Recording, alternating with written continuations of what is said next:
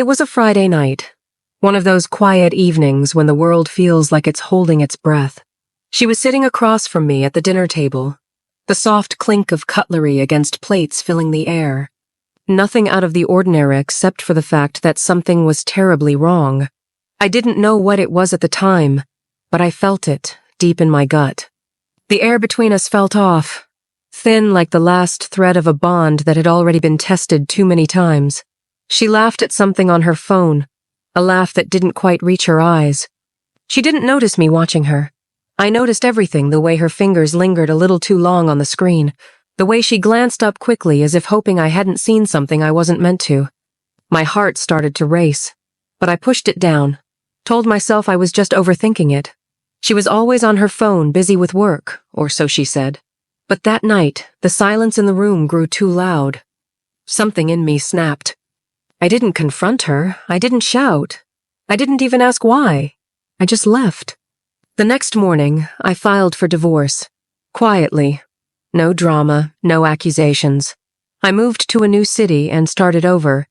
I deleted her number, wiped every trace of her from my life, and for the first time in years, I felt like I could breathe again. I didn't need to know what had happened. I didn't need to hear her side. The moment I found that message, I knew everything I needed to know. She had made her choice. I made mine. The first few weeks were the hardest. I thought about her sometimes, though I tried not to. She was the woman I had built my life around, the woman I had loved with all my heart. But as the days went by, the weight of her absence felt lighter. A year passed, a full year of silence. My life had been quiet, simple, and in many ways, peaceful. I focused on work, got involved in things I never had time for before. I began to find parts of myself I had forgotten. The pain started to fade, and my past with her felt like nothing more than a distant memory. Then, one evening, I was walking home from work when I saw her standing there, outside my building. She looked smaller, different. Her shoulders were slumped, and her eyes I used to know so well were filled with regret. "Hey," she said, her voice trembling. "I've been trying to find you." For a moment, I thought I was imagining things. She shouldn't be here.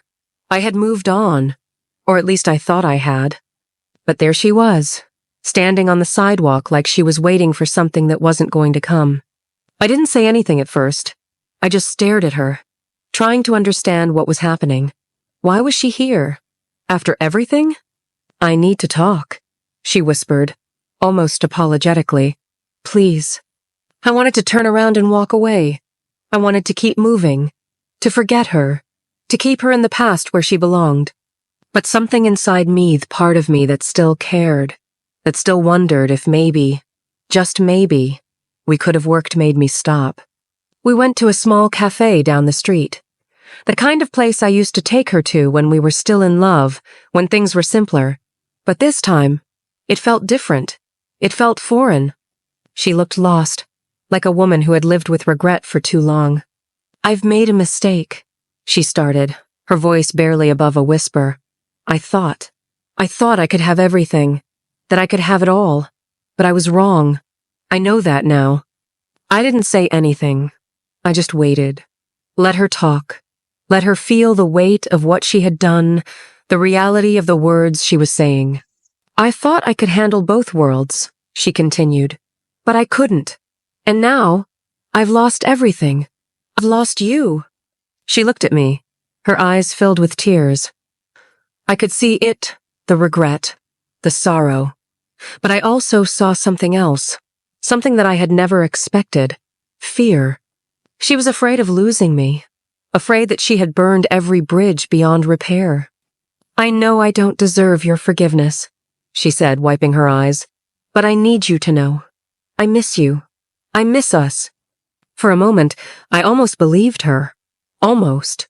I wanted to. I wanted to reach across the table, hold her hand, and tell her that it was okay, that we could fix this.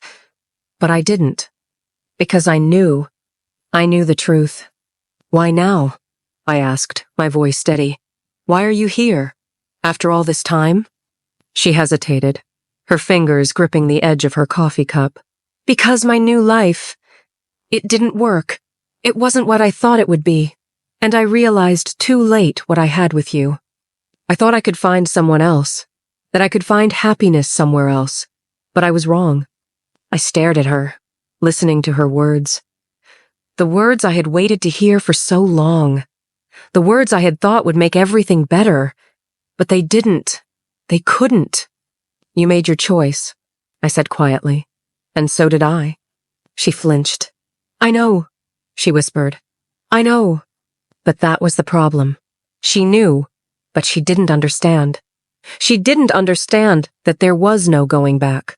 No second chances. Not for us. I'm not that person anymore, I said, standing up.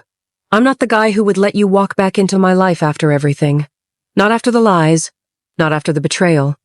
I turned to leave, but she reached out, grabbing my sleeve. Please, she begged. I've changed. I've learned.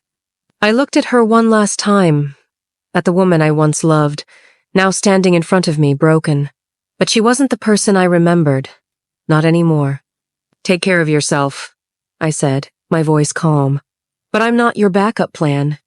I walked out of the cafe, out of her life for good.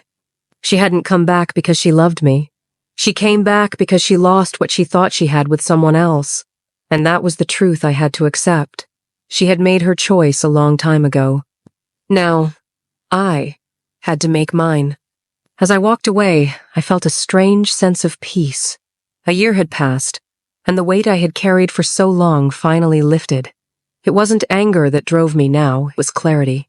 She didn't have the power to hurt me anymore.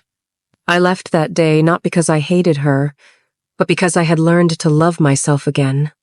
And sometimes, that's the only kind of forgiveness you need.